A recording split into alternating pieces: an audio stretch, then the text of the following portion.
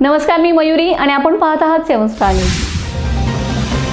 आज विधानसभेमध्ये आटपाडी तालुक्यातील करगणी येथील अल्पवयीन मुलीस लैंगिक शोषणाचे व्हिडिओ व्हायरल करण्याची धमकी दिल्याने आत्महत्येस प्रवृत्त केल्याबद्दल आरोपींना कडक कारवाई करण्याची व पीडित कुटुंबियांना न्याय देण्याची मागणी आमदार सुहास भैया बाबर यांनी केली। धन्यवाद अध्यक्ष महोदय।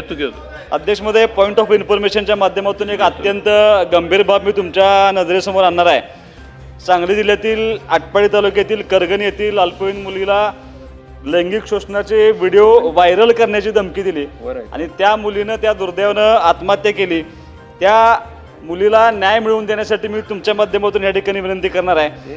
पोलिसांनी काही आरोपी अटक केलेत। राजू गेंड, रामदास गायकवाड, रोहित खरात, अनिल काळे हे अटक केलेले आरोपी आहेत। माझी तुमच्या माध्यमातून त्या पोलिसांना मला तुम्ही विनंती करावी की खूप चांगल्या पद्धतीने याचा तपास व्हावा, कारण आणखीन काही व्हिडिओ त्यांचे त्या ठिकाणी असण्याची शक्यता आहे। सगळ्या गावामध्ये भीतीचं आणि संशयाचं वातावरण आहे। पूर्ण गाव बंद केले, कायदा सुव्यवस्थेचे प्रश्न निर्माण होऊ शकतो। त्यामुळे तुम्ही मला विनंती आहे की चांगल्या पद्धतीने SP साहेबांच्या मार्गदर्शनाखाली याचा तपास व्हावा आणि संबंधित लोकांना त्या ठिकाणी कायद्याने कडक कारवाई व्हावी, त्या मुलीच्या कुटुंबांना न्याय मिळावा आणि त्या डिपार्टमेंटला कोणाचे प्रेशर होतं का, त्या PINचे CDR रिपोर्ट काढावे जेणेकरून याच्यामध्ये कोणाचा हस्तक्षेप आहे का याची माहिती आम्हाला मिळावी।